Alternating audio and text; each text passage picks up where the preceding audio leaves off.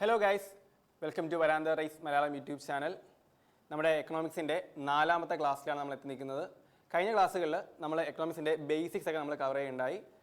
Basics, അതുപോലെ fundamental ആയിട്ടുള്ള മിക്ക കോൺസെപ്റ്റ് നമ്മൾ കവർ ചെയ്തു. ബഡ്ജറ്റ്, നാഷണൽ ഇൻകം തുടങ്ങിയ ടോപ്പിക്സ് നമ്മൾ കവർ ചെയ്തു. ഇന്ന് നമ്മുടെ ടോപ്പിക് എന്ന് പറയുന്നത് ബഡ്ജറ്റിൻ്റെ കമ്പോണൻസ്, കമ്പോണൻസ് ഓഫ് ബഡ്ജറ്റ്സും പിന്നെ അതുപോലെ ടാക്സേഷനുമാണ്. ഓക്കെ അല്ലേ? സ്റ്റാർട്ട് ചെയ്യാം നമുക്ക്. അപ്പോൾ ലാസ്റ്റ് ക്ലാസ്സിൽ നമ്മൾ പറഞ്ഞു നടത്തിയ 2 പോയിന്റ് നമുക്ക് എന്ത് ചെയ്യാം, റീസ്റ്റാർട്ട് ചെയ്യാം. ഓക്കെ, നമ്മൾ ലാസ്റ്റ് ക്ലാസ്സിൽ പറഞ്ഞു നടത്തിയത് അസറ്റ് എന്താണ്, ലയബിലിറ്റി എന്താണ് എന്നുള്ളതായിരുന്നു. എന്താണ് അസറ്റ്, എന്താണ് ലയബിലിറ്റി, എന്താണ്. അപ്പോൾ എന്താണ് അസറ്റ്? സിംപ്ലി പറഞ്ഞാൽ ഇത് നമുക്ക് ഇന്നത്തെ ടോപ്പിക്ക് കറക്റ്റായിട്ട് ശ്രദ്ധിച്ചിരുന്ന് മനസ്സിലാക്കാനായിട്ട് ഈ 2 ടേം നമുക്ക് വളരെ വളരെ ആവശ്യമാണ്. ഓക്കെ അല്ലേ? അപ്പോൾ എന്താണ് അസറ്റ്? എക്കണോമിക് വാല്യൂ ഉള്ള ഒരു സാധനത്തെ നമുക്ക് എന്ത് വിളിക്കാം? അസറ്റ് എന്ന് വിളിക്കാം. എന്താണ്? എക്കണോമിക് വാല്യൂ ഉള്ള ഒരു ഒരു ഒരു ഒരു ഗുഡ് അല്ലേ, അതിനെന്ത് വിളിക്കാം? നമുക്ക് അസറ്റ് എന്ന് വിളിക്കാം. അത് തന്നെ 2 രീതിയിലുണ്ട് നമ്മൾ പറഞ്ഞു. എന്തൊക്കെയാടാ? അപ്രിഷിയേറ്റിംഗ് അസറ്റും ഡിപ്രിഷിയേറ്റിംഗ് അസറ്റും. ഇതൊക്കെ നമ്മൾ കഴിഞ്ഞ ക്ലാസ്സിൽ നല്ലപോലെ ഡീറ്റെയിൽ ആയി ഡിസ്കസ് ചെയ്ത പോയിന്റ്സ് ആണ്. എന്ത് ചെയ്യുക, അത് കാണാത്ത ഉറപ്പായിട്ടും കഴിഞ്ഞ ക്ലാസ് എന്ത് ചെയ്യുക, ചെക്കൗട്ട് ചെയ്യാം. ഓക്കെ, ഒന്നുകൂടെ. അപ്രിഷിയേറ്റിംഗ് അസറ്റും ഡിപ്രിഷിയേറ്റിംഗ് അസറ്റും 2 ക്ലാസിഫിക്കേഷൻസ് ഓഫ് അസറ്റ്. ഓക്കെ അല്ലേ? അപ്പോൾ എന്താണ് വ്യത്യാസം? എടാ, അസറ്റ് എന്തായാലും എന്താണ്? എക്കണോമിക് വാല്യൂ ഉള്ളൊരു സാധനമാണെന്ന് പറഞ്ഞു. പക്ഷെ നമുക്ക് 2 രീതിയിൽ പറയാം അല്ലേ. ഇപ്പോൾ ഗോൾഡ്, പ്രോപ്പർട്ടി തുടങ്ങിയുള്ള അസറ്റ്സ് ഉണ്ട്. അതെന്താ സംഭവിക്കുന്നത്? കാലം കഴിയും തോറും അതിൻ്റെ വാല്യൂ വർദ്ധിച്ചു കൊണ്ടേയിരിക്കുന്നു അല്ലേ. കുറച്ച് കാലം കഴിയുമ്പോൾ ഗോൾഡ്, ഇന്നത്തെ വിലയല്ല ഗോൾഡ്, നമുക്കറിയാം ഗോൾഡ് വില കുതിച്ചുകൊണ്ടിരിക്കുന്നു. റിയൽ എസ്റ്റേറ്റ് അല്ലേ, പ്രോപ്പർട്ടി എന്നാണ്. ഒരു 5 വർഷം കഴിയുമ്പോൾ അതിൻ്റെ വാല്യൂ കൂടിക്കൊണ്ടേയിരിക്കുന്നു. അങ്ങനെയുള്ള അസറ്റ് നമുക്ക് എന്ത് വിളിക്കാടാ? Appreciating asset. അഥവാ എക്കണോമിക് വാല്യൂ എന്താണ്? കൂടിക്കൊണ്ടേയിരിക്കുന്നു. ഓക്കെ അല്ലേ? കാലം കഴിയുന്നോളും വാല്യൂ കൂടുന്നതാണ് എന്ത് വിളിക്കാം? നമുക്ക് അപ്രിഷിയേറ്റിംഗ് അസറ്റ്. അപ്പോൾ എന്താണ് ഡിപ്രിഷിയേറ്റിംഗ് അസറ്റ്? നേരെ ഓപ്പോസിറ്റ് ആലോചിച്ചാൽ പോരെ. ഇപ്പം ഞാൻ ഒരു കാറ് വാങ്ങി. എന്താണ്? ഒരു കാറ് വാങ്ങി. കാറ് ഒരു 5 വർഷം കഴിയും, 10 വർഷം കഴിയുമ്പോൾ എന്താ സംഭവിക്കുന്നത്? ഞാൻ വാങ്ങിയ വിലയ്ക്ക് എനിക്കത് തിരിച്ച് വിൽക്കാൻ പറ്റുമോ? ഇല്ല, ഒരിക്കലും ഇല്ല അല്ലേ. എന്താ സംഭവിക്കുന്നത്? അതിൻ്റെ എക്കണോമിക് വാല്യൂ അതിനെന്താണ്? അതെന്താ ആക്രിയല്ലേ, പഴയ വണ്ടി നമുക്ക് ഇനി വിൽക്കാൻ പറ്റുമോ? ഇല്ല. അതുകൊണ്ട് എന്താണ് അവിടെ നമുക്ക് കാറ് പോലെ, ലാപ്ടോപ്പ് പോലെ, നമ്മുടെ ഫോണ്, നമ്മുടെ മെറ്റീരിയലിസ്റ്റിക് തിങ്സിനുള്ള സാധനങ്ങൾ എന്ത് വിളിക്കാം? നമുക്ക് ഡിപ്രിഷിയേറ്റിംഗ് അസറ്റ് എന്ന് വിളിക്കാം. ഓക്കെ ആണ്. കാലം കഴിയുന്നതോടെ അതിൻ്റെ വാല്യൂ എന്താണ്? കുറഞ്ഞ് വരികയാണ് ചെയ്യുന്നത്. ഇതാണ് എന്ത്? Basically asset. ഓക്കെ ആണല്ലോ. ഇനി എന്താണ് ലയബിലിറ്റി? ലയബിലിറ്റി എന്ന് വെച്ചാൽ എന്താണ്? നമുക്ക് അതും എന്താണ്? ഒരു എക്കണോമിക് വാല്യൂ ഉള്ള സാധനം എന്ന് പറയാൻ പറ്റില്ല. പക്ഷെ എന്താണ്? ഒരു ഒബ്ലിഗേഷൻ ടു പേ ബാക്ക് അല്ലേ. നമുക്ക് എടുത്ത കടം തിരിച്ചു കൊടുക്കേണ്ട ഒരു ബാധ്യത. ആ ബാധ്യത, അതാണ് കറക്റ്റ് വേർഡ്. എന്താണ്? ബാധ്യത. എൻ്റെ മലയാള കോമഡിയാണ്. ബാധ്യത നിങ്ങളത് വായിക്കണം കേട്ടോ. അതാണ് ബാധ്യത. അപ്പോൾ എഴുതിക്കൊള്ളാക്കുന്നില്ല, കുളിപ്പിച്ച് കുഞ്ഞിനെ ഇല്ലാണ്ടാക്കുന്നില്ല. അപ്പോൾ എന്താണ്? ബാധ്യത. അതായത് ലയബിലിറ്റി എന്ന് പറയുമ്പോൾ നമ്മൾ എടുത്ത കടം തിരിച്ചു കൊടുക്കേണ്ട ആ ഒരു കടപ്പാട്, ആ ബാധ്യത എന്ന് വിളിക്കാം, നമുക്ക് ലയബിലിറ്റി എന്ന് വിളിക്കാം. ലോണിൻ്റെ റീപേയ്മെൻറ്റ്. എക്സാമ്പിൾ എന്താണ്? Repayment of loans. കൃത്യമായി 2 ടേംസും മനസ്സിലാക്കിയാൽ മാത്രമേ ഇന്ന് നമുക്ക് ബഡ്ജറ്റിൻ്റെ കമ്പോണൻസ് ഡിസ്കസ് ചെയ്യാൻ പറ്റുള്ളൂ. കൃത്യമായിട്ട് ഇപ്പം തന്നെ പഠിച്ച് നോക്കാം. അങ്ങനെ ഒന്നുകൂടെ ഞാൻ പറഞ്ഞേ, ഒന്നുകൂടെ എഫേർട്ട് പറയുന്നത്. ഞാൻ എടുക്കുന്ന എഫേർട്ട് നിങ്ങളും കൂടെ ആത്മാർത്ഥം എടുക്കുക. ഓക്കെ, അപ്പോൾ ലയബിലിറ്റി എന്താണ്? നമുക്ക് തിരിച്ചു കൊടുക്കേണ്ട ആ ഒരു ബാധ്യത, റീപേയ്മെൻറ്റ് ഓഫ് ലോൺസ്. ഒരു എക്സാമ്പിൾ പറഞ്ഞു കേട്ടോ. സാധനം മനസ്സിലായല്ലോ. അസറ്റ് എന്നാൽ ലയബിലിറ്റി എന്നാണ് വ്യക്തമായി മനസ്സിലാക്കുക. ഇനി നമുക്ക് എന്ത് ചെയ്യും? നമ്മുടെ മെയിൻ ടോപ്പിലേക്ക് കിടക്കാം. നമ്മുടെ ബഡ്ജറ്റ്സിൻ്റെ കമ്പോണൻസ് ഓഫ് ബഡ്ജറ്റ്. ഓക്കെ ആണല്ലോ. ഞാൻ ഒരു അനലജിയോടെ, ഒരു എക്സാമ്പിളോടെ നമുക്ക് എന്ത് ചെയ്യാം? ഈ ബഡ്ജറ്റ് വ്യക്തമായിട്ട് മനസ്സിലാക്കാൻ ശ്രദ്ധിക്കാം. ഓക്കെ, അപ്പോൾ ബഡ്ജറ്റ് എന്താണെന്ന് നമ്മൾ കഴിഞ്ഞ ഡിസ്കസ് ചെയ്തു. ഞാൻ ഒന്നുകൂടെ അത് പിന്നെയും ഡീറ്റെയിൽ പറയുന്നില്ല. നമുക്ക് നമ്മുടെ ടോപ്പിക്കിൽ കിടക്കാം. കമ്പോണൻസ് ഓഫ് ബഡ്ജറ്റ് 2 തരത്തിലാണ്, 2 കമ്പോണൻസ് ആണ് എന്നുള്ളത് ബഡ്ജറ്റിനുള്ളത്. ഒരെണ്ണം ക്യാപിറ്റൽ എന്ന് പറയും, ക്യാപിറ്റൽ. രണ്ടാമത്തേത് റവന്യൂ. ഒന്ന് ക്യാപിറ്റൽ, രണ്ടാമത് എന്താണ്? റവന്യൂ. ഓക്കെ അല്ലേ? നമുക്ക് ആദ്യം എന്ത് ചെയ്യാം? റവന്യൂ ഡിസ്കസ് ചെയ്യാം. ഒരു ഫ്ലോ ചാർട്ട് പോലെ ആക്കാം അല്ലേ നമുക്ക്, എന്നിട്ട് പറയാം. അതായിരിക്കും നല്ലത്. ബഡ്ജറ്റ് 2 കോമ്പണൻസ് ഉണ്ട്, ക്യാപിറ്റലും റവന്യൂ. ഫർദർ നമുക്ക് ഇതിനെ 2ആയിട്ട് പിന്നെയും ക്ലാസിഫൈ ചെയ്യാം കേട്ടോ. ക്യാപിറ്റൽ നമുക്ക് പിന്നെയും ക്ലാസിഫൈ ചെയ്യാം. ക്യാപിറ്റൽ റെസീപ്റ്റും ക്യാപിറ്റൽ എക്സ്പെൻഡിച്ചർ.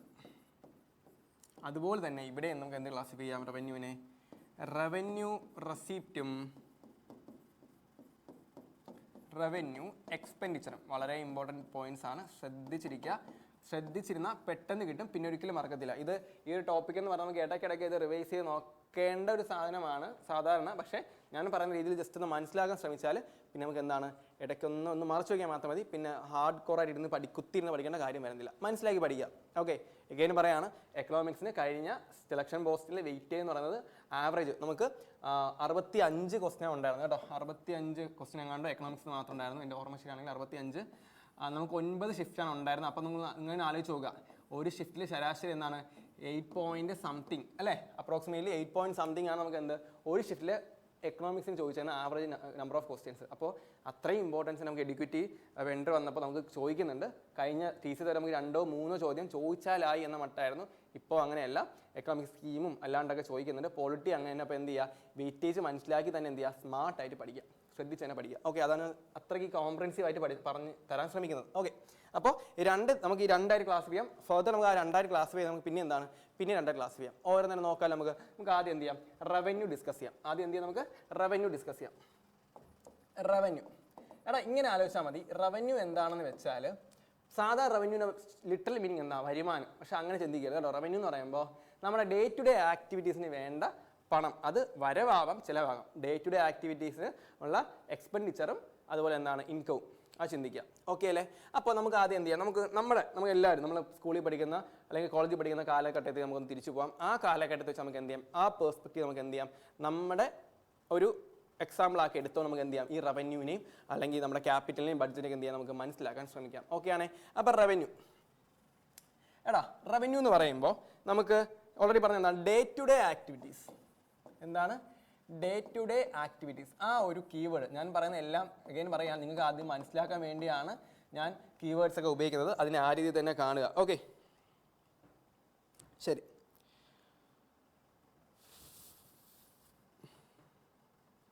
ഓക്കെ, എന്താണ് revenue day to day activity? നമുക്ക് ബഡ്ജറ്റ് എന്ന ടേമിൽ നമുക്ക് എങ്ങനെ പറയാം, ബഡ്ജറ്റ് എന്ന് പറയുന്നത് എന്താണ്, വരവും ചെലവ്, വരവ് ചെലവ് കണക്കുകൾ. അപ്പോൾ എന്താണ്, നമ്മളൊരു സ്റ്റുഡൻ്റ് ആണ്, നമ്മുടെ കോളേജ് പഠിക്കുന്ന ചെക്കനോ പെങ്കൊച്ചോ ആണ്, എന്താണ് നമുക്ക് ചിലവുകളുണ്ട്. നമുക്ക് ഇങ്ങോട്ടും വരുമാനമുണ്ട്, അങ്ങോട്ട് ചിലവുണ്ട്. വരുമാനം പല രീതിയിലാവാം. അപ്പനും അമ്മയും തരുന്ന പോക്കറ്റ് മണി ആവാം അല്ലേ, വിഷുവിന് അമ്മച്ചി തരുന്ന കൈനീട്ടമാവാം അല്ലേ, കളഞ്ഞിട്ടുന്ന കാശാവാം, പഴയ ബുക്ക് വിൽക്കുന്നതാവാം, ആക്രി പേപ്പർ വിൽക്കുന്നതാകാം. ഇതൊക്കെ എന്താണ്, വരുമാനങ്ങളാണ്. ഓക്കെ, ഇനി ചിലവുകൾ എന്താണ്, പടത്തിന് പോകുന്ന ടിക്കറ്റ് എടുക്കുന്നതാവാം അല്ലേ, ബസ്സിന് ടിക്കറ്റ് എടുക്കുന്നതാവാം, ഫുഡ് കഴിക്കുന്നതാവാം, എന്തോ ആയിക്കോട്ടെ, ഇതൊക്കെ എന്നാൽ ചിലവുകളാണ്. അപ്പോൾ ഇങ്ങനെയുള്ള പല വരവും ചിലവുമുണ്ട്. ഇതിന് നമുക്ക് എന്താ 2 ക്ലാസ് ചെയ്യാം, റവന്യൂ ആയിട്ടും ക്യാപിറ്റലായിട്ടും. അതിലെ റവന്യൂ എന്ന ഹെഡിൻ്റെ അണ്ടറിലുള്ള കാര്യങ്ങൾ നമ്മൾ എന്ത് ചെയ്യാം, ഡിസ്കസ് ചെയ്യുന്നത്. ഓക്കെ ആണോ? ഇനി റവന്യൂ റെസിപ്റ്റ് എന്ന് പറയുമ്പോൾ നിങ്ങൾ മനസ്സിലാക്കുക, ഈ റവന്യൂ എന്താണ്, നമുക്ക് മന്ത്ലി കിട്ടുന്ന പോക്കറ്റ് മണിയാണെന്ന് ജസ്റ്റ് ഇമാജിൻ ചെയ്യുക. എന്താണ്, നമുക്ക് മന്ത്ലി കിട്ടുന്ന പോക്കറ്റ് മണി. അഥവാ റവന്യൂ കറക്റ്റ് അതിൻ്റെ ഹെഡ് വൈസ് നമുക്ക് പറഞ്ഞു പോകാം. ആദ്യം റവന്യൂ റെസിപ്റ്റ് പറയണം. റെസിപ്റ്റ് എന്താ, റിസീവ് ചെയ്യുക അല്ലേ, ഇങ്ങോട്ട് എന്താണ്, മണി കമ്മിങ് ഇൻ അല്ലേ, റിസീവ് ചെയ്യുക എന്താണ്, അകത്തേക്ക് അല്ലേ, നമുക്ക് കാശ് വരുന്ന വഴി. ഓക്കെ, അപ്പോൾ എങ്ങനെയൊക്കെ വരാം, എക്സാമ്പിൾ പറയാം. നമുക്ക് നമ്മുടെ എക്സാമ്പിൾ പറയാം, പോക്കറ്റ് മണി അല്ലേ, പോക്കറ്റ് മണി ആവാം. ഇതിൻ്റെ പ്രത്യേകത എന്താ, അച്ഛനും അമ്മയും തരുന്ന പോക്കറ്റ് മണി നമുക്ക് തിരിച്ചു കൊടുക്കണോ, വേണ്ട, അത് നമ്മുടെ ചെലവിന് അവർ തരുന്നതാണ്, തിരിച്ചു കൊടുക്കേണ്ട ആവശ്യമില്ല. ഈഗോയുള്ള ആൾക്കാർ കാണാം, അത് വേറെ സൈഡ്. പക്ഷെ നമ്മൾ തിരിച്ചു കൊടുക്കുക, നമ്മൾ നല്ല കുട്ടികൾ, നമ്മൾ തിരിച്ചു കൊടുക്കാനേ പാടില്ല. അപ്പോൾ പോക്കറ്റ് മണിയാണ് നമുക്ക് ഇതിൻ്റെ ഇക്വലൻ്റ് ആയിട്ട് പറയാൻ പറ്റും. പോക്കറ്റ് മണി കിട്ടുന്ന കാശ് തിരിച്ചു കൊടുക്കണോ, വേണ്ട, തിരിച്ചു കൊടുക്കണ്ട. വേർഡിങ്സ് മനസ്സിലാക്കുക. പോക്കറ്റ് മണി തിരിച്ചു കൊടുക്കണോ, വേണ്ട. നമുക്ക് സാധാരണ കാശ് തരുമ്പോൾ നമ്മൾ എന്താണ്, തിരിച്ചു കൊടുക്കാൻ ബാധ്യസ്ഥരാണ്. ശ്രദ്ധിച്ച് മനസ്സിലാക്കണേ. നമുക്ക് ഒരാൾ കാശ് തന്നാൽ നമ്മളത് തിരിച്ചു കൊടുക്കാൻ ബാധ്യസ്ഥരാണ്. ഈ ബാധ്യതയെ വിളിക്കുന്ന പേരെന്താണെന്ന് ഓൾറെഡി പഠിച്ചു. എന്താടാ, ലയബിലിറ്റി.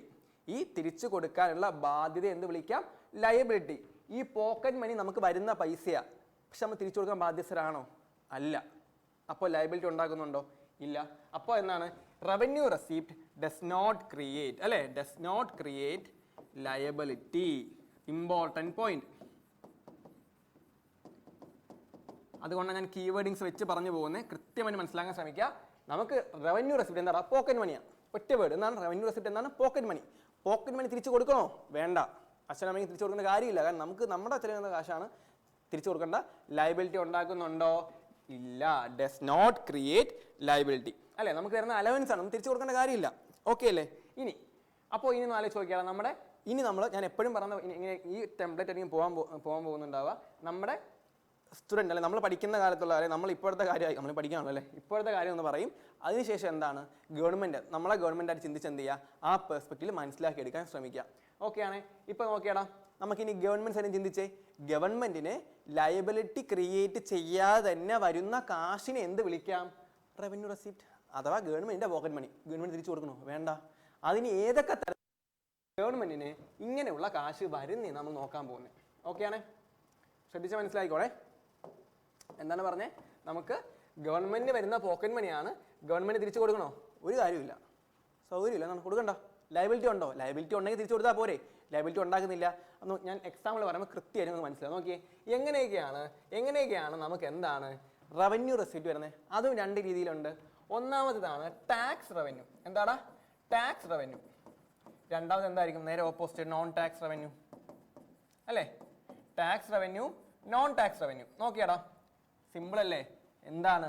പലതരത്തിലുള്ള നികുതി കരങ്ങളിലൂടെ അല്ലേ? കരം എന്താണ്? നികുതി. കരം നമ്മുടെ വിനീതിൻ്റെ പുതിയ പടമാണ്, അത് വിട്. പക്ഷെ ഇതെന്താണ്? നികുതി വഴി കിട്ടുന്ന കാശ് എന്ത് വിളിക്കാം നമുക്ക്? Tax revenue. എന്താണ്? Tax revenue. അപ്പോൾ എന്നാൽ ഇപ്പോൾ ഉദാഹരണത്തിന് വെൽത്ത് ടാക്സ്. അടാ കാശുകാർ കൊടുക്കുന്ന ടാക്സ് നമ്മൾ ബോധറയണോ? വേണ്ട, കാശുകാർ ടാക്സാ. അപ്പോൾ വെൽത്ത് ടാക്സ് എക്സാമ്പിൾ പറഞ്ഞ കേട്ടോ. GST ഇതൊക്കെ എന്താണ്? അത് നമ്മൾ കൊടുക്കണം. GST നമ്മൾ കൊടുക്കണം. അത് നമുക്ക് നമ്മൾ ഇന്ന് കവർ ചെയ്യും. അപ്പോൾ ഇതൊക്കെ എന്താണ്? ഇതൊക്കെ ഓരോ ടൈപ്പ് ടാക്സ് ആണ്. ഇത് നമ്മൾ കൊടുക്കാൻ ബാധ്യസ്ഥരാണ്. അപ്പോൾ നമ്മൾ ഗവൺമെൻറ് അല്ല, നമ്മളിപ്പോൾ സാധാരണക്കാരായി ഗവൺമെൻറ് പെർസ്പെക്റ്റീവ് നോക്കിയാൽ ഗവൺമെൻറ്റിന് വരുമാനം വരുന്നത് എങ്ങനെയാണ്? ആൾക്കാർ കൊടുക്കുന്ന നികുതി. ഈ നികുതി എനിക്ക് തിരിച്ച് ചോദിക്കാൻ ബാധ്യതയുണ്ടോ? ഇല്ല. എനിക്ക് ചോദിക്കാൻ പറ്റുമോ? ഗവൺമെൻറ് കഴിഞ്ഞ വർഷത്തെ നികുതി പറയാൻ പറ്റുമോ? ഇല്ല. അപ്പോൾ tax revenue is known redeemable. എന്താണ്? നമുക്ക് തിരിച്ച് വാങ്ങാൻ പറ്റുമോ? ഇല്ല. അപ്പോൾ അടുത്ത പോയിന്റ് എന്താണ്? ഇവിടെ എഴുതിക്കോ. റവന്യൂ റെസിപ്റ്റ് എന്താണ്? Non redeemable. എന്താണ്? എനിക്ക് തിരിച്ച് റിഡീം എന്താണ്? Redeem cash reward. ഗൂഗിൾ പേ കണ്ടിട്ടില്ലേ? എന്താ സംഭവം? തിരിച്ചെനിക്ക് ആവശ്യപ്പെടാൻ പറ്റുമോ? ഇല്ല. അപ്പോൾ മനസ്സിലാക്കി പഠിക്കുക. ലയബിലിറ്റി ഉണ്ടാക്കുന്നില്ല, നോൺ റിഡീമബിൾ ആണ്. ഓക്കെ. വെൽത്ത് ടാക്സ് GST എന്തിൻ്റെ അണ്ടറിൽ വരും? ടാക്സ് റവന്യൂവിൻ്റെ അണ്ടറിൽ വരും. ഇനി അടുത്ത് നോൺ ടാക്സ് റവന്യൂ അഥവാ ടാക്സ് അല്ലാതെയുള്ള ബാക്കി എല്ലാ റവന്യൂകളും അല്ലേ? ലയബിലിറ്റി ഉണ്ടാക്കിയുള്ള എല്ലാ റവന്യൂ എന്തിൻ്റെ അണ്ടറിൽ വരും? നമുക്ക് ഈ നോൺ ടാക്സ് റവന്യൂ വരും. ഇത് ഉദാഹരണത്തിന്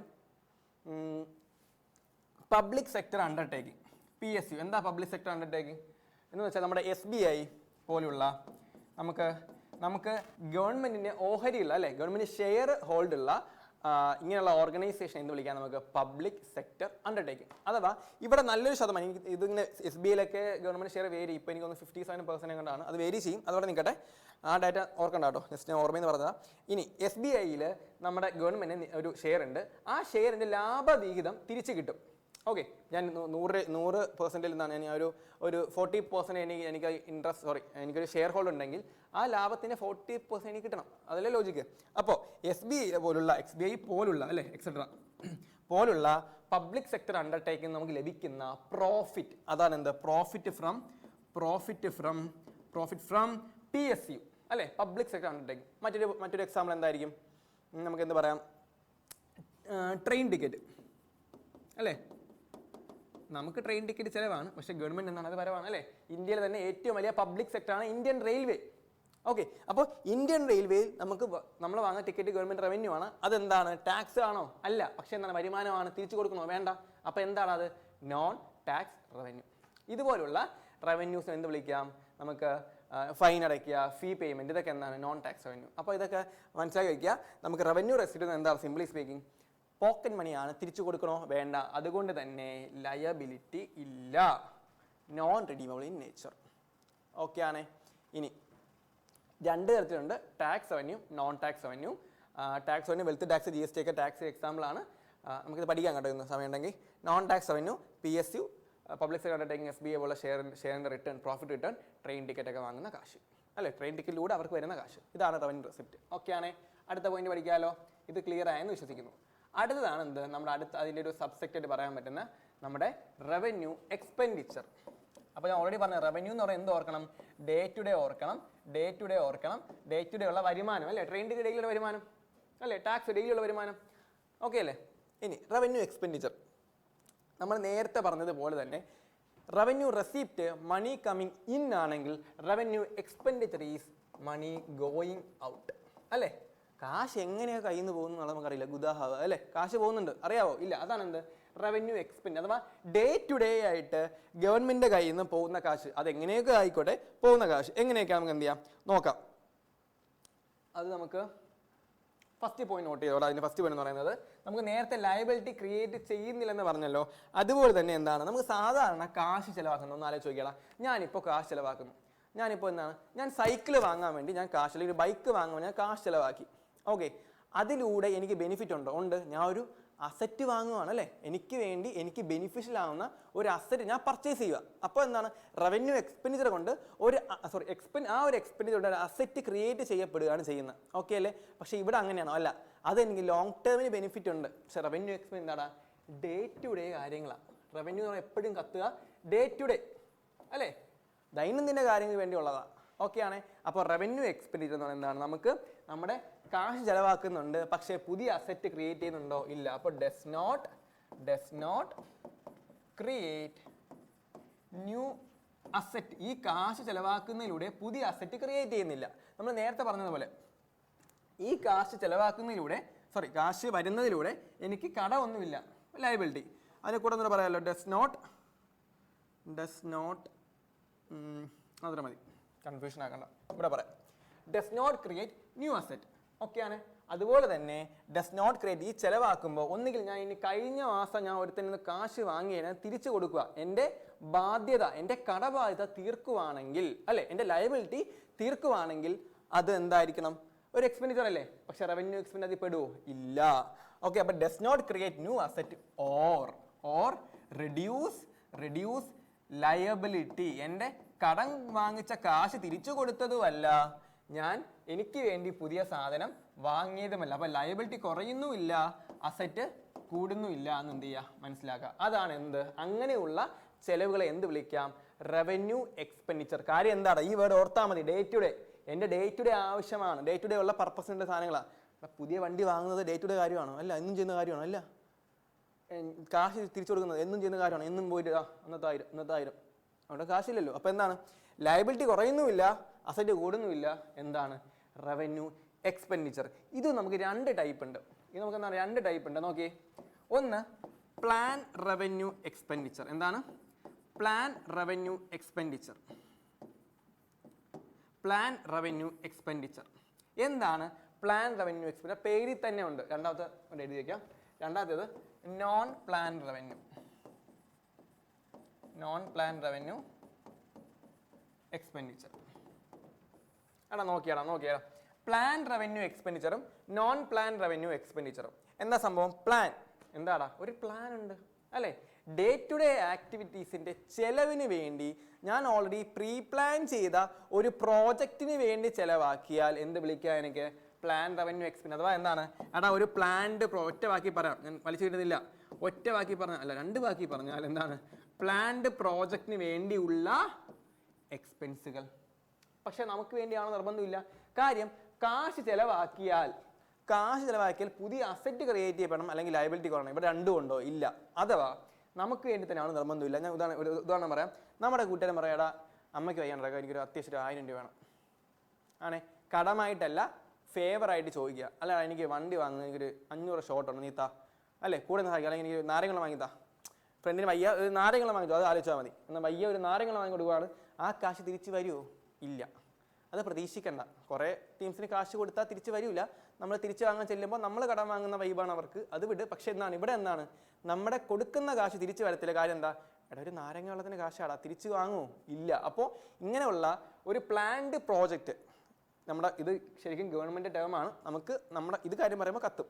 അത് നമ്മുടെ ടേം പറയാം. ഒരു നാരങ്ങ വെള്ളം വാങ്ങിച്ചൊരു ഫേവർ ചെയ്യുന്ന കാശ്, അതാണ് എന്ത്, പ്ലാൻ റവന്യൂ എക്സ്പെൻസ്. അഥവാ ഒരു ഫിനാൻഷ്യൽ അസിസ്റ്റൻസ്, ഒരു ഗ്രാൻഡ് കൊടുക്കുന്ന കാശ്, അത് തിരിച്ച് എക്സ്പെക്ട് ചെയ്യാമോ?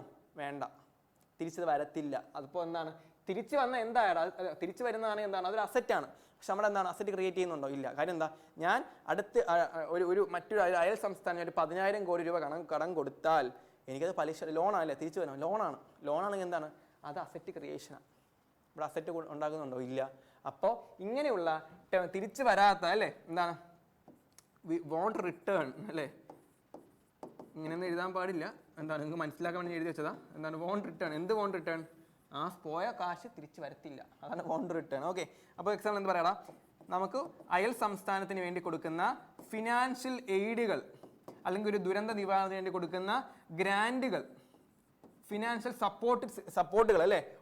ഒരു ഓഖി ദുരന്തം വരുന്നു, നമ്മൾ എന്താണ് കാശ് കൊടുത്ത് സഹായിക്കുന്നു, തിരിച്ചു ചോദിക്കാൻ പാടാ, നാണം ഉണ്ടോടാ എന്ന് ചോദിക്കും അല്ലേ. അപ്പോൾ എന്താണ് നമുക്ക് ഇങ്ങനെയുള്ള പ്ലാൻഡ് പ്രോജക്റ്റിന് വേണ്ടി കൊടുക്കുന്ന ഫിനാൻഷ്യൽ എയ്ഡുകളെയും ഗ്രാൻഡുകളെയും എന്ത് വിളിക്കാം, നമുക്ക് പ്ലാൻ റവന്യൂ എക്സ്പെൻഡിച്ചർ അഥവാ എന്താണ് അതൊന്നുമില്ല, plan revenue expenditure.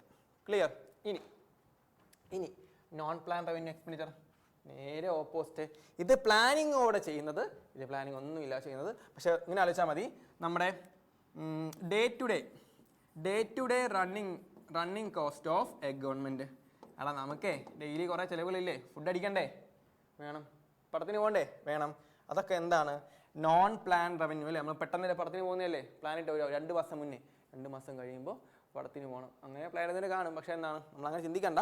Day to day running cost of a government, അതാണ് എന്തെന്ന് പറയുന്നത് നോൺ പ്ലാൻ റവന്യൂ എക്സ്പെൻഡിച്ചർ. ചിലവാണ്, പക്ഷെ തിരിച്ചു വരുമോ, തിരിച്ചു വന്ന എന്താണ് ആ യൂണിവേഴ്സിറ്റി ക്രിയേറ്റിംഗ് ആണ് അല്ലേ. ഇനി എനിക്കത് എൻ്റെ ഓൾറെഡി ഉള്ള കടം തിരിച്ചു കൊടുത്തയാണെങ്കിൽ എന്താ ലയബിലിറ്റി കുറയ്ക്കുന്നതാണ്, അത് 2 നടക്കുന്നുണ്ടോ, ഇല്ല. അപ്പോൾ 2 തരത്തിൽ കാശ് ചിലവാക്കാൻ ഡേ ടു ഡേ കാര്യങ്ങളിൽ. ഒന്ന് പ്ലാൻ റവന്യൂ എക്സ്പെൻഡിച്ചർ, സുഹൃത്തിനെ സഹായിക്കുന്ന, ആരെങ്കിലും വെള്ളം വാങ്ങിച്ചൊരു സംഭവം അല്ലേ, ലെമൺ ടീ. എന്താണ് non plan revenue expenditure, day to day ആവശ്യത്തിന് വേണ്ടിയുള്ള നമ്മുടെ ഗവൺമെൻറ് റൺ ചെയ്യാനുള്ള ഫണ്ട്, അതാണ് നോൺ പ്ലാൻ റവന്യൂ എക്സ്പെൻഡിച്ചർ. ഓക്കെയാണ്. ഇത് രണ്ടും വളരെ വളരെ ക്ലിയർ ആയിട്ട് മനസ്സിലാക്കി പഠിക്കുക. റവന്യൂ റെസിപ്റ്റ് ഉണ്ട്, റവന്യൂ എക്സ്പെൻഡിച്ചർ ഉണ്ട്. ക്ലിയർ ആണെങ്കിൽ നമുക്ക് ക്യാപിറ്റലിലേക്ക് കടക്കാം. ഓക്കെ, ഒന്ന് വായിച്ചു നോക്കി എല്ലാവരും ഒന്ന്. ക്ലാസ്സിൽ പറയുന്ന മോഡലിൽ പറഞ്ഞ ഇവിടെ ആരുമില്ലല്ലേ, ക്യാപിറ്റൽ. ഓക്കെ, ഇപ്പോൾ ഓൾറെഡി പറഞ്ഞ കാര്യമാണ്, നമ്മുടെ ബഡ്ജറ്റിന് 2 കമ്പോണൻ്റ് ഉണ്ട്, ഒന്ന് റവന്യൂ, 2 ക്യാപിറ്റൽ. റവന്യൂ കഴിഞ്ഞു, റവന്യൂ 2 രീതിയിലുണ്ടെന്ന് പറഞ്ഞു, റവന്യൂ റെസിപ്റ്റും റവന്യൂ എക്സ്പെൻഡിച്ചറും. റവന്യൂ റെസിപ്റ്റ് 2 തരത്തിലുണ്ട്, ഏതൊക്കെയാടാ അല്ലെ ചോദിക്കേ, ഞാൻ പറഞ്ഞു. റവന്യൂ റെസിപ്റ്റ് 2 തരത്തിലുണ്ട്, റവന്യൂ എക്സ്പെൻഡിച്ചർ 2 തരത്തിലുണ്ട്, ഏതൊക്കെയാ നമ്മുടെ ഇപ്പോൾ പറഞ്ഞ പ്ലാൻ റവന്യൂ എക്സ്പെൻഡിച്ചറും നോൺ പ്ലാൻ റവന്യൂ എക്സ്പെൻഡിച്ചറും. അതുപോലെ റവന്യൂ റെസിപ്റ്റ് 2 തരത്തിലുണ്ട്, ഏതൊക്കെയാ, കിളിപോയി നോട്ടെ, എൻ്റെ ഉണ്ട്. Yes, tax revenue, non tax revenue. ഓർമ്മയുണ്ടല്ലോ, എന്നെ പോലെ മറന്നു പോരുത്, എനിക്ക് അംനീഷ്യത്തിന് കുഴപ്പമുണ്ട്. പക്ഷെ എന്താണ് റവന്യൂ 2 തരത്തിലുണ്ട്, tax revenue, non tax revenue. അതേ സമയങ്ങളില്ല, നമുക്ക് നമ്മുടെ ക്യാപിറ്റലിലേക്ക് കിടക്കാം. ക്യാപിറ്റൽ എന്ന് പറയുമ്പോൾ ലോങ് ടേം ആയിട്ടുള്ള നമ്മുടെ കാശിനെ പറ്റിയുള്ള കാര്യങ്ങൾ. ലോങ് ടേം ഇപ്പം എങ്ങനെ പറയാം, ലോങ് ടേം മണി മൂവ്സ് അല്ലെങ്കിൽ മണി ഡിസിഷൻസ് അല്ലേ. ഞാൻ നേരത്തെ പറഞ്ഞ കാര്യം, ഇപ്പോൾ ഒരു സൈക്കിൾ വാങ്ങും, ഒരു വണ്ടി വാങ്ങും, സൈക്കിൾ നമ്മൾ ചിന്തിക്കുന്നത് അല്ലേ, ഒരു ബൈക്ക് വാങ്ങും, ഒരു കാറ് വാങ്ങും, എന്താണ് അത് എന്നും ചെയ്യുന്ന കാര്യമാണ് അല്ല, ഒരു അസറ്റ് ക്രിയേഷൻ അല്ലേ. ഒരു അസറ്റ് ക്രിയേറ്റ് ചെയ്യുക, ഒരു ലയബിലിറ്റി ചേഞ്ച് ചെയ്യുക. അപ്പോൾ നമ്മുടെ അസറ്റിനോ ലയബിലിറ്റിയിലോ ഉണ്ടാകുന്ന മാറ്റം എന്ത് തരം ബഡ്ജറ്റാടാ, ക്യാപിറ്റൽ ബഡ്ജറ്റാണ്. ഓക്കെ ആണേ. അതിലൊന്നും മാറ്റമില്ലാതെ ജസ്റ്റ് ഡേ ടു ഡേ കാര്യത്തിൽ മാത്രമാണ് എന്ത് പറയാം, നമുക്ക് നമ്മുടെ റവന്യൂ ബഡ്ജറ്റാണെന്ന് പറയാം. ഓക്കെ ആണേ. ലോങ് ടേം അല്ലേ, അസറ്റ് ക്രിയേഷൻ അല്ലെങ്കിൽ അസറ്റ് കൂടുകയോ കുറയോ ചെയ്യുന്നു, അതുപോലെ നമ്മുടെ എന്താണ് നമ്മുടെ ലയബിലിറ്റി കൂടുകയോ കുറയോ ചെയ്യുന്നു. നമുക്ക് ക്യാപിറ്റലിലേക്ക് കിടക്കാമല്ലോ. ക്യാപിറ്റൽ ഫസ്റ്റ് പോയിന്റ് എന്താ, ക്യാപിറ്റൽ എക്സ്പെൻഡിച്ചർ അല്ല, ആദ്യം ക്യാപിറ്റൽ റെസിപ്റ്റ് അല്ലടാ, ക്യാപിറ്റൽ റെസിപ്റ്റ്. റെസിപ്റ്റ് അപ്പോൾ എന്താ റെസിപ്റ്റ്, കാശ് വരുന്നു അല്ലേ, കാശ് ഇങ്ങോട്ട് വരിക. ഇനി നമുക്ക് എങ്ങനെയാണ് കാശ് വരാം, ഓൾറെഡി ഞാൻ പറഞ്ഞു, നമുക്ക് നികുതിയുടെ വരുന്ന കാശ് റവന്യൂ ഇല്ല. ഇനി ആരെങ്കിലും കടം തരുന്ന കാശ് തിരിച്ച് കൊടുക്കണ്ടെങ്കിൽ എന്ത് റവന്യൂ റെസിപ്റ്റാണ്, തിരിച്ചു കൊടുക്കണ്ടല്ലേ. കാര്യം എന്താ, pocket money. Allowance pocket money എന്താ തിരിച്ചു കൊടുക്കണം, വേണ്ട. ആരെങ്കിലും നമുക്ക് ഇങ്ങോട്ട് ഫിനാൻഷ്യൽ ഗ്രാൻഡ് തന്നാൽ അല്ലേ, നമ്മൾ തൊട്ട് മുന്നേ പറഞ്ഞ സാധനം നമ്മൾ ആ അപ്പർ സൈഡിലാണെങ്കിൽ അവിടെ എന്താ നമുക്ക് തരുന്ന ഫിനാൻഷ്യൽ എയ്ഡ് ആണെങ്കിൽ തിരിച്ചു കൊടുക്കണോ, വേണ്ട അല്ലേ, നമുക്ക് ചോദിക്കാം, നാണം കൊണ്ടോടാണ്. ഓക്കെ അല്ലേ. അപ്പോൾ ഇങ്ങനെ തിരിച്ചു കൊടുക്കാത്ത കാശാണ് എന്ത്, റവന്യൂ റെസിപ്റ്റ്. ഓൾറെഡി പറഞ്ഞ കാര്യം. ഇനി പറയാവുന്ന ക്യാപിറ്റൽ റെസിപ്റ്റ് അഥവാ എന്താണ്, ഇങ്ങോട്ട് വിടുന്ന കാശ. അത് 2 തരത്തിൽ വരാം. ഒന്നുകിൽ എന്താണ്, നമുക്ക് കാശ് കടം ചോദിക്കാം അല്ലേ, ഒരു 1000 രൂപ താ, ഞാൻ അടുത്ത മാസം തരാം. അവിടെ എന്ത് ക്രിയേറ്റ് ആവുന്നു, ഒരു ബാധ്യത ക്രിയേറ്റ് ആവുന്നു. ഓക്കെ ആണ്. അപ്പോൾ എന്താണ്, നമുക്ക് ഇങ്ങോട്ട് വരുന്ന കാശാണ് ഇറ്റ് ക്രിയേറ്റ്സ് ഒരു വഴി എന്താണ്, ഇറ്റ് ക്രിയേറ്റ്സ് ലയബിലിറ്റി, ഒരു കടബാധ്യത ഉണ്ടാക്കുന്നുണ്ട്. ഒരു കടബാധ്യത ഉണ്ടാക്കുന്ന നമുക്ക് എന്ത് പറയാം, നമുക്ക് അതൊരു ലയബിലിറ്റി ആണ്, അതൊരു ക്യാപിറ്റൽ റെസീപ്റ്റ് ആണെന്ന് പറയാം. കാര്യം എന്താണ്, ഇങ്ങോട്ട് വരുന്ന കാശ് അല്ലേ, അതിൻ്റെ ഞാൻ കടം വാങ്ങുമ്പോൾ ഈ കാശ് വരുന്നുണ്ട്, പക്ഷെ എന്താണ്, ഞാനത് തിരിച്ചു കൊടുക്കാൻ ബാധ്യസ്ഥനാണ് അല്ലേ, ബാധ്യത, ഒരു ബാധ്യത അവിടെ ക്രിയേറ്റ് ചെയ്യപ്പെടുന്നു. ഓക്കെ ആണ്. ഇനി യെസ്, ക്യാപിറ്റൽ റെസിപ്റ്റ്. ഇനി വേറൊരു സാധനം ഉണ്ടല്ലോ, വേറൊരു സാധനം ഉണ്ട്. ഞാൻ കാശ് ഇങ്ങോട്ട് വരിക, ഇങ്ങോട്ട് വരിക എന്ന മറ്റൊരു കാര്യം എന്താണ്, എനിക്ക് ഒന്ന് ഈ കാശ് കടം വാങ്ങാം അല്ലേ. എങ്ങനെയാ, ലോണിലൂടെ കാശ് കടം വാങ്ങാം, ലോൺ ഒരു വഴി. രണ്ടാമത്തെ ഒരു വഴി എന്ന് വെച്ചാൽ എൻ്റെ ഉള്ള അസറ്റ് എനിക്ക് വിൽക്കാം, ഞാൻ നേരത്തെ കാറിൻ്റെ എക്സാമ്പിൾ, എനിക്ക് റോൾസ് റോയ്സ് കാറുണ്ട് അല്ലേ, നമ്മുടെ ഇമാജിനേഷനിൽ ഞാൻ കുറച്ച് കൂട്ടി പിടിക്കാം നമുക്ക് അല്ലേ. റോൾസ് റോയ്സ് കാറുണ്ട്, ഗോസ്റ്റ് കേട്ടോ, നമ്മളെന്താണ് അത് വിൽക്കുവാണ്. അങ്ങനെ വിൽക്കുമ്പോൾ എൻ്റെ അസറ്റ്, എൻ്റെ കാശ് വരുന്നുണ്ട്, എനിക്ക് എന്താണ് അതിൻ്റെ ഇൻകം വരും. പക്ഷേ ഇൻകം വരുന്ന മാത്രമാണോ, അല്ല, എനിക്കുള്ള അസറ്റ് എന്താണ് കുറയുവാണ്. അപ്പോൾ എന്താണ്, ഇറ്റ് റിഡ്യൂസസ് അസറ്റ്. അപ്പോൾ രണ്ട് വഴിയിലൂടെ നമുക്ക് വരാം. ഒന്നുകിൽ അസറ്റ് വിറ്റ് തൊലച്ച്, നമ്മുടെ അപ്പനെ ഉപ്പനെ ചെയ്യുന്ന പോലെ അസറ്റ് വിറ്റ് തൊലച്ച് നമുക്ക് എന്ത് ചെയ്യാം, കാശുണ്ടാക്കാം. കടം വാങ്ങിച്ചും കാശുണ്ടാക്കാം അല്ലേ. അപ്പോൾ ഇങ്ങനെയുള്ളതിനെ എന്ത് വിളിക്കാം നമുക്ക്, ക്യാപിറ്റൽ റെസിപ്റ്റ്. അപ്പോൾ ഒരു വഴി എന്താണ്, ലോൺ. ഞാൻ ബ്രാക്കറ്റ് എഴുതിയെങ്കിൽ ഇതാണ് ശരിക്കും മെയിൻ പോയിന്റ്. ലോൺ എടുക്കുന്നതിലൂടെ എനിക്ക് എന്ത് വരാം, കാശ് വരാം. അത് ലയബിലിറ്റി കുറയ്ക്കും. രണ്ടാമത്തെ ഇമ്പോർട്ടൻ്റ് ആണ്, ഡിസ്ഇൻവെസ്റ്റ്മെന്റ് അല്ലേ. എന്താണ് ഡിസ്ഇൻവെസ്റ്റ്മെന്റ്? എന്താണ് ഡിസ്ഇൻവെസ്റ്റ്മെന്റ്? അടുത്ത പോയിന്റ് ആണ്, ഇതിന്റെ എക്സ്പ്ലനേഷൻ ആണ് ഈ സാധനം. ഇനി എന്താണ് ഡിസ്ഇൻവെസ്റ്റ്മെന്റ് എന്ന് ചോദിച്ചാൽ സിംപ്ലി ആലോചിച്ചാൽ മതിയടാ. എന്താ ഇൻവെസ്റ്റ്മെന്റ്? ഞാൻ ഒരു കമ്പനിയുടെ ഷെയർ വാങ്ങുന്നു, അസറ്റ് ക്രിയേഷൻ. ഈ വാങ്ങിയ സാധനം വിൽക്കുന്നു, ഡിസ്ഇൻവെസ്റ്റ്മെന്റ്. അപ്പോൾ ഇപ്പോൾ ഗവൺമെന്റ് പോയിന്റ് പറഞ്ഞാൽ എങ്ങനെ പറയാടാ, ഇപ്പോൾ എയർ ഇന്ത്യയിൽ നമ്മുടെ ഗവൺമെന്റിന് ഷെയർ ഉണ്ട്.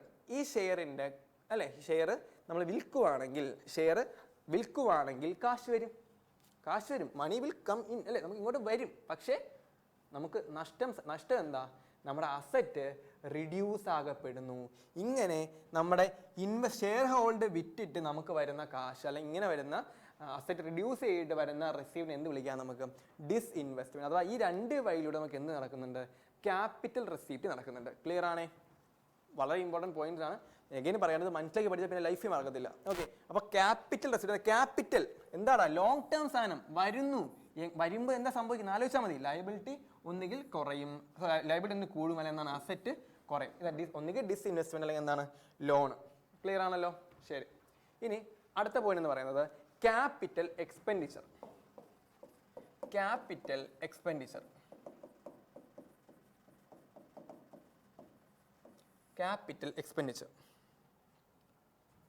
എടാ, റെസിപ്റ്റ് ഇൻ ആണെങ്കിൽ എക്സ്പെൻഡിച്ചർ എന്താ, മണി ഗോയിങ് ഔട്ടാ. എന്ത് മണിയാ, ക്യാപിറ്റൽ മണി അല്ലേ. ഓൾറെഡി പറഞ്ഞ കാര്യം, ക്യാപിറ്റൽ എന്താണ്, ലോങ് ടേം മണി മൂവ്മെന്റ്സ് ആണ് അല്ലേ. അപ്പോൾ അതിൻ്റെ ചിലവ് നമുക്ക് കാശ് അങ്ങോട്ട് പോകുന്നു. നമ്മൾ വരുമ്പോൾ എന്തൊക്കെ സംഭവിക്കുന്നത്, ഒന്നുകിൽ അസറ്റ് കുറയും, അല്ലെങ്കിൽ ലയബിലിറ്റി കൂടും. കൊടുക്കേണ്ട കാശ് വർദ്ധിക്കും, അല്ലെങ്കിൽ നമുക്കുള്ള അസറ്റ് കുറയും. ഇങ്ങനെ രണ്ട് വഴിയിലൂടെ കാശ് വരത്തുള്ളൂ. ഓക്കെ, ഇനി എങ്ങനെയൊക്കെയാണ് ക്യാപിറ്റൽ എക്സ്പെൻഡിച്ചർ എന്തൊക്കെ പറയാടാ, നേരെ ഓപ്പോസിറ്റ് ആണ്. ഒന്നുകിൽ ഇറ്റ് റിഡ്യൂസസ് ലയബിലിറ്റി. ഞാൻ കഴിഞ്ഞ മാസം വാങ്ങിയ 1000 രൂപ ഇല്ല, ഞാൻ തിരിച്ചു കൊടുക്കുകയാണ് അല്ലേ. അപ്പം എൻ്റെ കടബാധ്യത കുറയുന്നു. അപ്പോൾ ലയബിലിറ്റി കുറഞ്ഞാൽ എന്താണ്, അതൊരു ക്യാപിറ്റൽ എക്സ്പെൻഡിച്ചർ ആണ്. ഒന്ന് ആലോചിച്ച് നോക്കിയേ, ഞാൻ നേരത്തെ കഴിഞ്ഞ മാസം വിറ്റ എയർ ഇന്ത്യയുടെ ഷെയർ ഞാൻ തിരിച്ച് വാങ്ങുക. അങ്ങനെ വാങ്ങുവാണെങ്കിൽ എന്ത് പറയാം നമുക്ക്, ഇറ്റ് എന്താണ്, ക്രിയേറ്റ്സ് അസറ്റ്. അപ്പോൾ ഒന്നുകിൽ എന്താണ്, അസറ്റ് ക്രിയേറ്റ് ചെയ്യപ്പെടുന്നു, അല്ലെങ്കിൽ ലയബിലിറ്റി റിഡ്യൂസ് ചെയ്യപ്പെടുന്നു. ഇങ്ങനെയുള്ള എക്സ്പെൻഡിച്ചർ, ഇങ്ങനെ നമ്മുടെ എന്താണ് മണിയുടെ മൂവ്മെന്റ് എന്ത് വിളിക്കാം നമുക്ക്, ക്യാപിറ്റൽ എക്സ്പെൻഡിച്ചർ എന്ന് വിളിക്കാം. ഓക്കെ ആണ്. അപ്പോൾ ലയബിലിറ്റി കുറയുന്നു, അല്ലെങ്കിൽ എന്താണ് അസറ്റ് ക്രിയേറ്റ് ചെയ്യപ്പെടുന്നു. ഓക്കെ അല്ലേ? ശരി. എന്തൊക്കെയാണ് എക്സാം ആലോചിച്ച് നോക്കാടാ.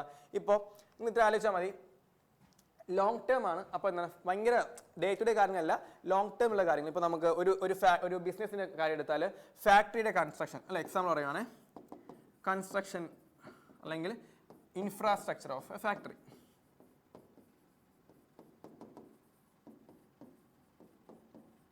അതിൻ്റെ മെഷീനറീസ് പർച്ചേസ് ചെയ്യുന്നു. പർച്ചേസിങ് മെഷീനറീസ് അത് എന്നും ചെയ്യുന്ന കാര്യമാണോ? അല്ല, അതെനിക്ക് വല്ലപ്പോഴേ ഉള്ളൂ. എനിക്കത് ഞാൻ ആ ഒരു ബിസിനസ് സ്റ്റാർട്ട് ചെയ്യുമ്പോൾ മെഷീനറീസ് എന്ന് പറയില്ല, മെഷീനറി ഈസ് അൺകൗണ്ടബിൾ നോൺ അല്ലേ മിസ്സേ? മെഷീനറി അൺകൗണ്ടബിൾ നോൺ അല്ലേ? അത് കുഴപ്പമില്ല, പിള്ളേർ ആസൻസ് എടുത്തോളൂ അല്ലേ. മെഷീനറി എന്ന് പറയുന്നത് എന്താണ് അല്ലേ? അൺകൗണ്ടബിൾ. മെഷീനറീസ് എന്ന വേർഡ് ഇല്ല കേട്ടോ. അപ്പോൾ എന്താണ്, നമ്മുടെ മെഷീനറി വാങ്ങുവാണെങ്കിൽ എന്ത് പറയാം നമുക്ക്? അതൊരു ക്യാപിറ്റൽ എക്സ്പെൻഡിച്ചർ എന്ന് പറയാം. ഓക്കെ ആണല്ലോ, ഫൈൻ. അപ്പോൾ ഇങ്ങനെയുള്ള നമ്മുടെ ലയബിലിറ്റി കുറയ്ക്കുന്നു, അസറ്റ് കൂട്ടുന്നു, ഇങ്ങനെയുള്ള ചിലവുകളെ മണി ഗോയിങ് ഔട്ടാണ്. പക്ഷേ എൻ്റെ അസറ്റ്, ഞാൻ എയർ ഇന്ത്യ അസറ്റ് വാങ്ങി, എനിക്കത് ലോങ് ടേം ബെനിഫിഷ്യല, എൻ്റെ ലയബിലിറ്റി കുറഞ്ഞു. ലോങ് ടേം ബെനിഫിഷ്യൽ കാര്യം എന്താ? ഞാൻ കടം വാങ്ങിച്ച കാശ് തിരിച്ചു കൊടുക്കുമല്ലേടാ. അപ്പോൾ എന്താണ്, ലയബിലിറ്റി കുറഞ്ഞു. അപ്പോൾ ഇങ്ങനെയുള്ള എന്ത് വിളിക്കാം നമുക്ക്? Capital expenditure. എക്സാമ്പിൾ പറഞ്ഞു, നമുക്ക് സ്ഥിരം വരുന്ന ക്വസ്റ്റ്യൻ ഇതാണ്, what's the difference between revenue expenditure and capital expenditure? ഒന്ന് ആലോചിച്ച് നോക്കിയാടാ. നമ്മൾ ഓൾറെഡി പറഞ്ഞായിരുന്നു, ഓടിച്ച് റിവൈസ് ചെയ്യാം, ഒന്ന് എല്ലാം എക്സ്പ്ലെയിൻ ചെയ്യുന്നില്ല, പറഞ്ഞു പോവാം. ബഡ്ജറ്റിൻ്റെ കമ്പോണൻസാണ് പറഞ്ഞത്. 2 കമ്പോണൻസ് ഉണ്ട്, ക്യാപിറ്റലും റവന്യൂ. ഓക്കെ അല്ലേ? ക്യാപിറ്റൽ നമുക്ക് 2 രീതിയിൽ നമുക്ക് ഡിവൈഡ് ചെയ്യാം, ക്യാപിറ്റൽ റെസീപ്റ്റും ക്യാപിറ്റൽ എക്സ്പെൻഡിച്ചറും. റവന്യൂ അങ്ങനെ തന്നെ, റവന്യൂ റെസീപ്റ്റും റവന്യൂ എക്സ്പെൻഡിച്ചറും. ഇതാണ് നമ്മൾ എന്ത് ചെയ്ത് ഫർദർ ഡിസ്കസ് ചെയ്ത് പോയത്. റവന്യൂ എന്ന് ചിന്തിക്കുമ്പോൾ ആദ്യം ആലോചിക്കുക എന്താണ്? Day to day activity. ഓക്കെയാണ്, ഡേ ടു ഡേ ആക്ടിവിറ്റി. അപ്പോൾ revenue receipt means money coming in, pocket money അല്ലേ? എടാ തരുന്ന കാശ് അല്ലെ, പാരൻസ് തരുന്ന കാശാണ്, തൊട്ട് തിരിച്ചു കൊടുക്കണോ? വേണ്ട.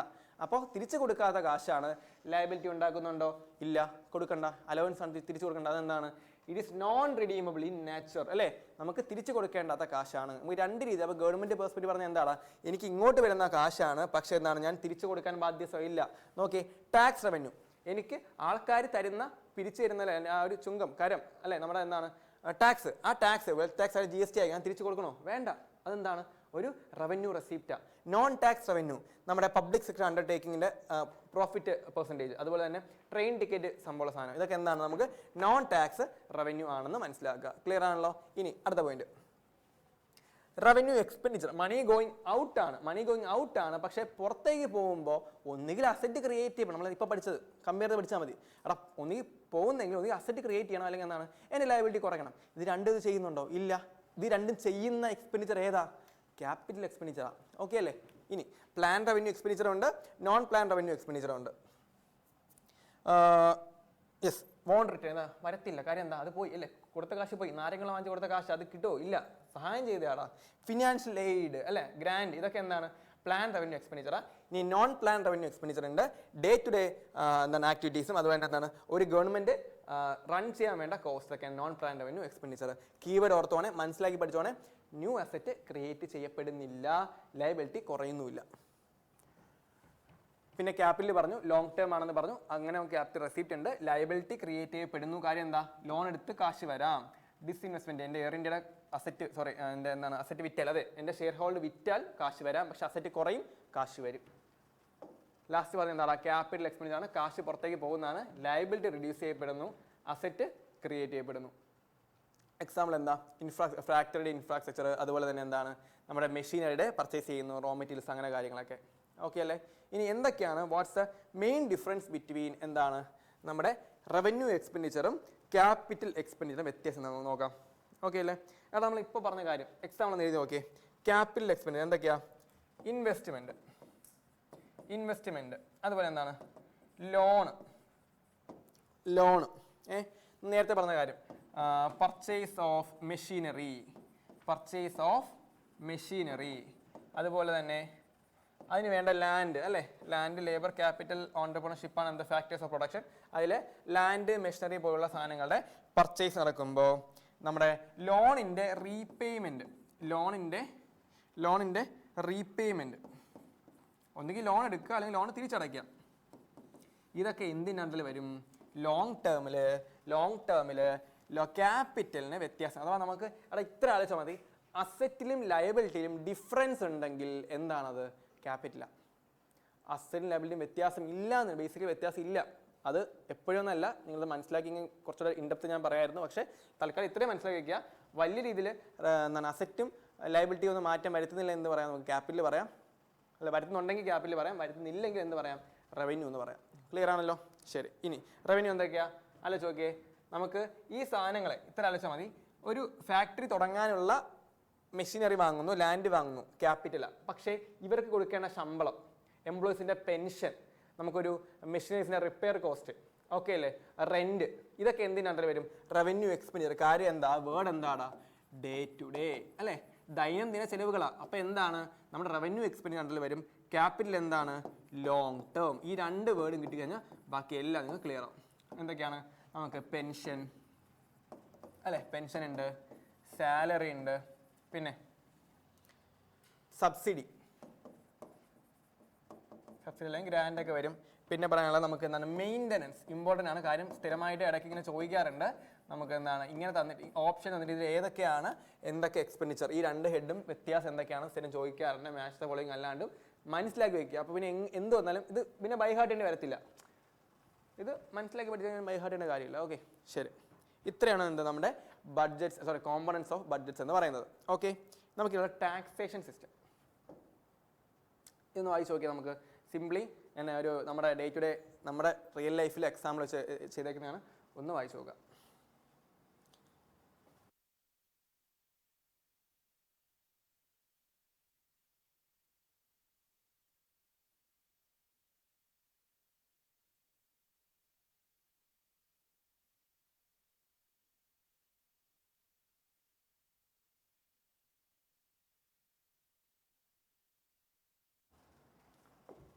അതൊക്കെ അല്ലേ?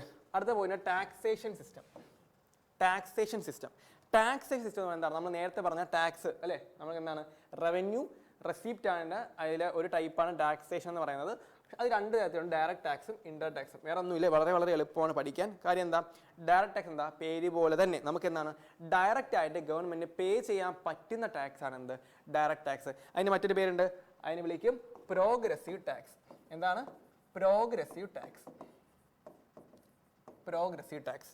ഓക്കെ ആണ്. ഇനി പ്രത്യേകം എന്താ? ഞാൻ ഡയറക്ട്ലി പെയ്ഡ് ടു ഗവൺമെന്റ് അല്ലേ, ഡയറക്ട്ലി പെയ്ഡ് ടു ഗവൺമെന്റ് ആണ്. അതുകൊണ്ട് തന്നെ എനിക്കിത് മറ്റൊരാൾക്ക് പാസ് ചെയ്യാൻ പറ്റുമോ? ഇല്ല. Cannot be pass to another. മറ്റൊരാൾക്ക് എനിക്ക് പാസ് ചെയ്യാൻ പറ്റില്ല എന്ന് മനസ്സിലാക്കുക. ക്ലിയർ ആണ്? എക്സാമ്പിൾ ഞാൻ നേരത്തെ എഴുതിയിട്ട വെൽത്ത് ടാക്സ് ഓർമ്മയുണ്ടോ? വെൽത്ത് ടാക്സ് എന്താ? കാശുകാർ കൊടുക്കേണ്ട ടാക്സാണ്. നമ്മുടെ അതെന്താണ്? പ്രൊപ്പോർഷനലാണ്. ഒരുപാട് കാശിന് ഒരുപാട് ടാക്സ് കൊടുക്കണം, കുറച്ച് കാശിന് കുറച്ച് ടാക്സ് കൊടുത്താൽ മതി, പ്രൊപ്പോർഷനായിട്ട്. ഓക്കെ, ഇനി ഇൻകം ടാക്സ്. ഇതൊക്കെ എന്താണ്? നമ്മുടെ ഡയറക്റ്റ് ടാക്സ് നാട്ടിൽ വരും. അതുപോലെ എന്താണ്? Gift tax. എക്സാമ്പിൾ കൂടെ നോട്ട് ചെയ്ത് വെക്കോണേ, ചോദിക്കാറുണ്ട്. ഇനി എന്താണ് ഇൻഡയറക്റ്റ് ടാക്സ്? നേരെ ഓപ്പോസിറ്റ് ആടാ. ഇവിടെ പ്രോഗ്രസീവ് ആണെങ്കിൽ എന്ത് പറയാം നമുക്ക്? Regressive tax. എന്താണ്? Regressive tax. കാര്യം എന്താ?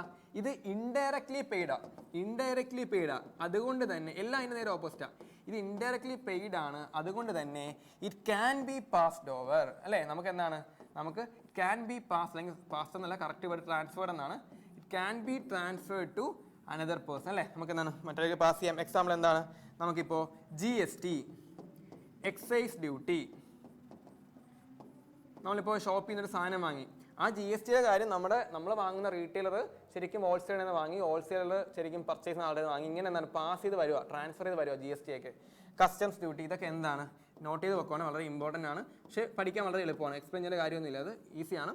Direct tax, indirect tax, progressive, regressive ആണ്. ഈ രണ്ട് കീവേഡ് നോട്ട് ചെയ്തോണേ. ചിലപ്പോൾ എക്സാമിന് ഇതിൻ്റെ ജസ്റ്റ് സിംപ്ലി ഡയറക്റ്റ് ഇങ്ങനെ ചോദ്യം വന്നാലും ആയി. ഓക്കെ ആണ്. ഇതിൽ തന്നെ GST കൂടെ പറഞ്ഞ് നമുക്ക് എന്ത് ചെയ്യാം? ക്ലാസ് വൈൻഡപ്പ് ചെയ്യാം. GST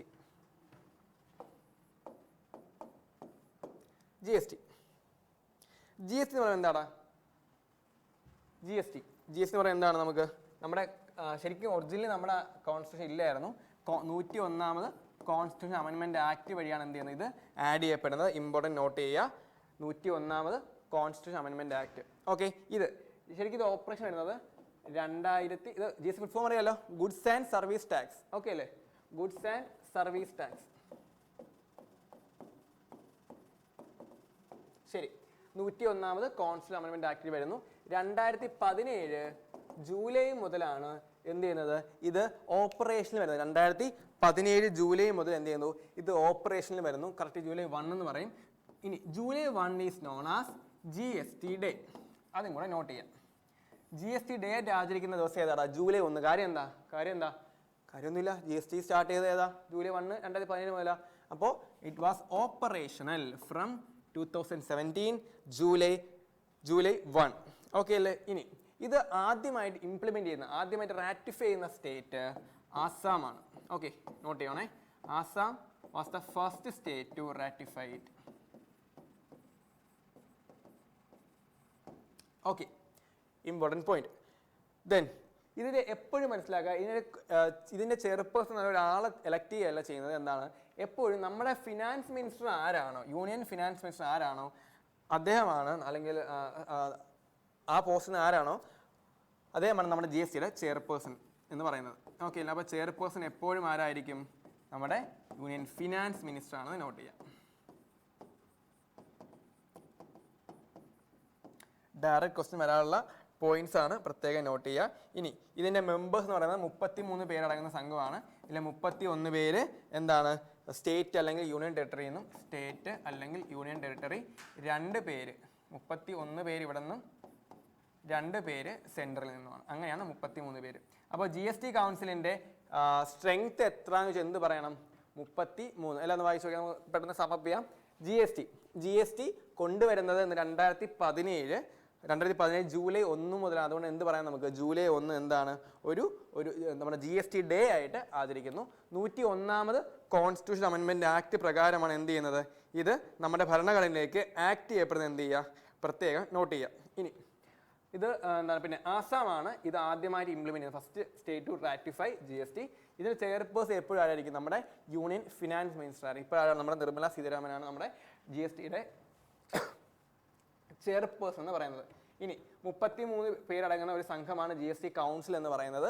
GST കൗൺസിലാണ് നമ്മുടെ ഈ 101ാമത് കോൺസ്റ്റിറ്റ്യൂഷൻ അമെൻമെൻറ്റ് ആക്ട്. ഇത് ഏത് വർഷം, 2016 പറഞ്ഞ വർഷങ്ങൾ നോട്ട് ചെയ്തോണേ. 2016 അമെൻമെൻറ്റ് ആക്ട് വരുന്നു, 17 ഇംപ്ലിമെൻറ്റ് ചെയ്യുന്നു. അപ്പോൾ 33 പേരാണ് സംഘം നയിക്കുന്ന ആരാണ്, നമ്മുടെ ഫിനാൻസ് മിനിസ്റ്റർ. ഓക്കെ ആണ്. അപ്പോൾ ഇത് നമ്മൾ അത്യാവശ്യം നമ്മുടെ ബഡ്ജറ്റ്സിൻ്റെ കമ്പോണൻസ് എല്ലാം കവർ ചെയ്തു. കൂടാണ്ട് എന്താണ് നമ്മുടെ എന്താ പഠിച്ചത്, ടാക്സേഷൻ അല്ലേ, വളരെ ഇമ്പോർട്ടൻ്റ് ആട്ടോ ടാക്സേഷൻ. അതിലെ ഡയറക്റ്റ് ടാക്സും ഇൻഡയറക്റ്റ് ടാക്സും ഡിസ്കസ് ചെയ്തു. ഇനി നമ്മൾ GST നമ്മൾ എന്താണ് ഒരു ബേസിക്കലി ഒരു കീ പോയിന്റ്സ് മാത്രമേ പറഞ്ഞുള്ളൂ. നമുക്ക് ഇൻഡെപ്ത് ആയിട്ട് ഇതിനെപ്പറ്റിയും പിന്നെ നമുക്ക് RBI പോലുള്ള ഫിനാൻഷ്യൽ ഇൻസ്റ്റിറ്റ്യൂഷൻ, അവരുടെ മോണിറ്ററി പോളിസി, ഫിസിക്കൽ പോളിസി ഒക്കെ നമുക്ക് ഇനി അടുത്ത് വരുന്ന ക്ലാസ് ഡിസ്കസ് ചെയ്യാനുണ്ട്. എനിക്ക് next class demand and supply ആയിരിക്കും. ഓക്കെ, എന്തായാലും ഞാൻ ഇന്ന് PVK ഒന്നും കൊണ്ടുവന്നിട്ടില്ല. കാര്യം കുറേ തിയറി പോയി നമുക്ക് എന്ത് ചെയ്യാം, ഇടയ്ക്ക് വെച്ച് നമുക്ക് ഒരു PVK സെഷൻ വയ്ക്കാം. അതായിരിക്കും നല്ല. അല്ല ഡെയിലി പോയി കഴിഞ്ഞാൽ നിങ്ങൾക്ക് അത് മേ ബി ഫോളോ അപ്പ് ചെയ്യാൻ ബുദ്ധിമുട്ടായിരിക്കും. ഓക്കെ, അപ്പോൾ എഗൈനും പറയുകയാണ്, എക്കണോമിക്സ് അത്യാവശ്യം ക്വസ്റ്റ്യൻസ് ചോദിക്കുന്നുണ്ട്. അതെന്ത് ചെയ്യുക, മാക്സിമം അതെന്ത് ചെയ്യുക, യൂട്ടിലൈസ് ചെയ്യാൻ വേണ്ടി നോക്കുക. ഓക്കെ അല്ലേ, അപ്പോൾ PVK സെറ്റ് ആക്കുക. ഇപ്പോൾ സ്റ്റെനോടെ ആൻസർക്ക് വന്നിട്ടുണ്ട്. അല്ലാണ്ട് നമ്മുടെ സെലക്ഷൻ ബോക്സിനെ വന്നു. പക്ഷേ സെലക്ഷൻ ബോക്സ് അങ്ങനെ ഡൗൺലോഡ് ചെയ്യാൻ നമുക്ക് കുറേ ടെൻറ്റേറ്റീവ് ആൻസർ ചെയ്യാം. നമുക്ക് കുറേ ക്വസ്റ്റ്യൻസ് കറക്ഷൻ ഉണ്ട്. അത് ഫൈനൽ ആൻസർക്ക് വന്നാൽ മാത്രമേ ക്വസ്റ്റ്യൻസിൻ്റെ കറക്റ്റ് ആൻസർ കിട്ടത്തുള്ളൂ. CGLൻ്റെ ആൻസർക്ക് നമുക്ക് October 15 പ്രതീക്ഷിക്കാമെന്നാണ് SSC ചെയർപേഴ്സൺ പറഞ്ഞേക്കുന്നത്. എന്തായാലും എന്ത് ചെയ്യുക, wait for that and wait for നമ്മുടെ ക്ലാസ്സുകൾ. എന്തായാലും നമ്മുടെ സെഷയുടെ വൈൻഡപ്പ് ചെയ്യാണ്. യൂസ്ഫുൾ ആയി വിശ്വസിക്കുന്നു. കാണാം നമുക്ക്.